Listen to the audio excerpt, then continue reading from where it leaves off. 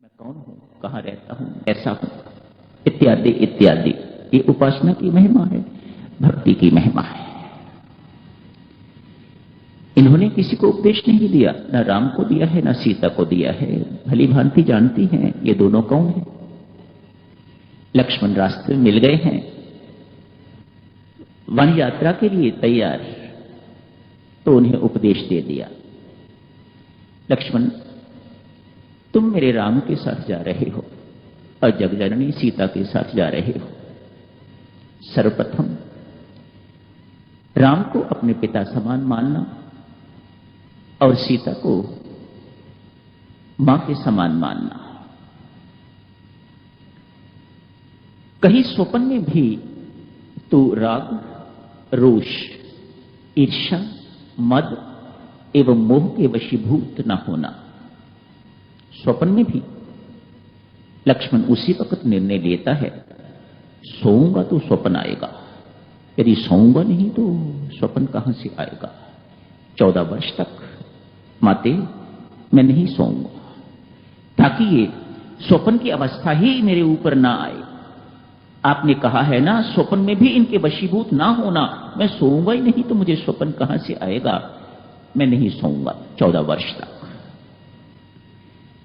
मां सुमित्रा अपने प्रिय पुत्र लक्ष्मण को समझाती है, राग से क्या अर्थ है, रोष से क्या अर्थ है, इत्यादि इत्यादि। इन सब शब्दों की व्याख्या करती हैं। बड़े संक्षिप्त रूप से साधक जनों सुनिएगा, व्याख्या करने का बिल्कुल समय नहीं है। राग रहित होना, राग के वशीभूत नहीं होना, मानो तेरे लिए सब कुछ राम है। मुझे भूल जाना, उर्मिला को भूल जाना, मां कुशल्या को याद नहीं करते रहना, दशरथ मर गए हैं उनको याद नहीं करे जाना, मर रहे हैं उनको याद नहीं करना।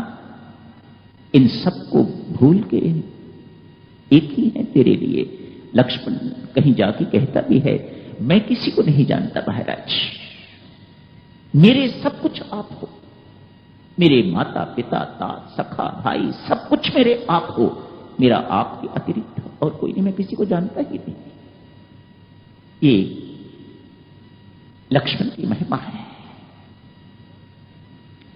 राग रहित, राग के वशीभूत नहीं होना, कहीं वहां जाके हमारी किसी की याद आ जाए, ऐसा स्वप्न में भी ना हो। केवल राम एवं सीता, बस यही है तेरे लिए सब कुछ। तेरा सारा राग, तेरा सारा अनुराग इनके प्रति ही हो, हमारे प्रति लेश मात्र भी नहीं।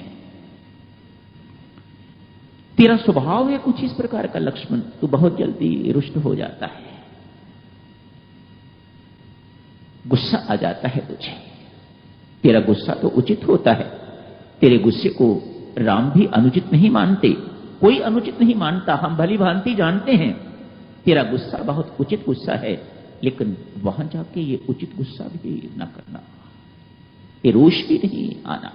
कहीं तू सोचे, ये राम जो मुझे आज्ञा दे रहे हैं या सीता जो मुझे आज्ञा दे रही है, ये अनुचित है, ये प्रतिकूल है, ये ठीक नहीं है, तो इसके बिगड़ जाए, ऐसी स्थिति कभी स्वप्न में भी लक्ष्मण ना आए। स्वभाव है देवियों सज्जनों लक्ष्मण का इस प्रकार का। आप देखिए, मंथरा जिस वक्त कैकेयी के पास गई है तो कुछ उल्ट पुल्ट सी बात कर रही है। कैकेयी ने सबसे पहले पूछा, क्या लक्ष्मण ने डांटा है तुम्हें, क्यों उल्ट पुल्ट बात कर रही है। मानो लक्ष्मण से प्रायः मंथरा को डांट पड़ती रहती है। औरों को भी डांटते होंगे वह किसी को स्पेयर नहीं करते।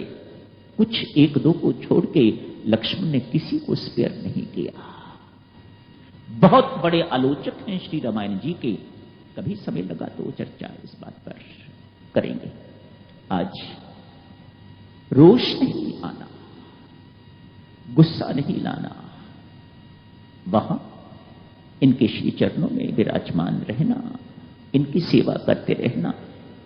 अनुकूल कहें, प्रतिकूल कहें, इष्ट कहें, अनिष्ट कहें, ये तेरा जानने का विषय नहीं है, तू केवल सेवा कर।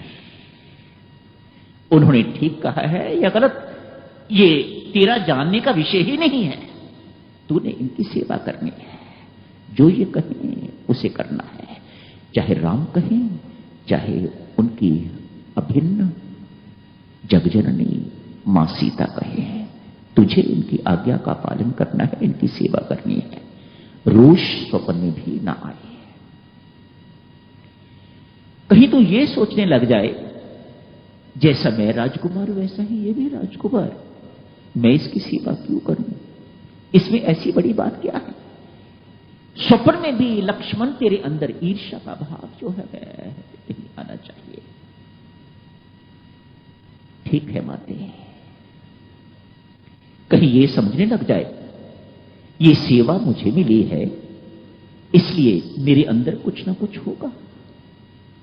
भरत को क्यों नहीं मिली, शत्रुघ्न को क्यों नहीं मिली, इतने बड़े बड़े महान मंत्री इत्यादि हैं वहां पर, उनको क्यों नहीं मिली।